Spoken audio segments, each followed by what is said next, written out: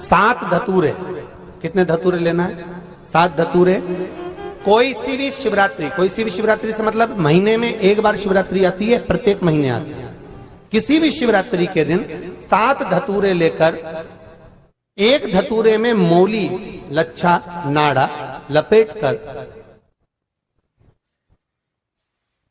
चंद्रमौली भगवान का स्मरण कर उस मौली को लपेटकर 6 धतूरे में हल्दी लगाकर शंकर भगवान की जो जलाधारी है, जलाधारी में आपको पहले भी वर्णन किया है,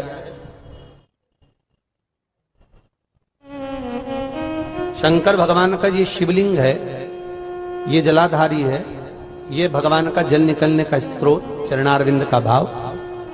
शिवलिंग जहां रखा हुआ है ये पार्वती जी का हस्त कमल, जो ये गोल भाग है ये पार्वती का हस्त कमल, जहां शिवलिंग रखा है। जहां से जल नीचे गिरता है उसके सीधे भाग में श्री गणेश जी महाराज का स्थान है, उसके उल्टे भाग में श्री कार्तिकेय जी का स्थान है। जलाधारी के सामने एक मोटी सी लाइन होती है, कहीं सांप बना होता है, कहीं स्थान बना होता है। जो मोटी सी लाइन है ये शंकर भगवान की सबसे छोटी लड़की अशोक सुंदरी का स्थान है। जलाधारी के ऊपर जो 3 टेकी लगी है ये भृगु ऋषि का, भृंगी गण का स्थान है। इसके ऊपर जो कलश है, कलश में जो पानी भरा जाता है वो पानी जो बूंद बूंद नीचे गिरता है ये शंकर भगवान की 5 लड़कियों का स्थान है। जया, भिषहरा, सामरीबारी, धोतली और देव, ये 5 लड़कियों का स्थान है। शंकर भगवान का संपूर्ण परिवार शिवलिंग के सामने से, जहां से जल चालू होता है गिरने के लिए नीचे की ओर जब जल जाता है, उस स्थान पर भगवान शंकर के सारे गणों का स्थान है।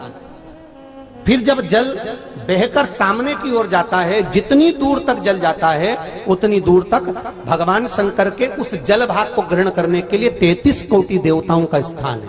इसलिए उस जल को हम लांघते नहीं है, क्योंकि वहां 33 कोटि देवता विराजमान रहते हैं महाराज।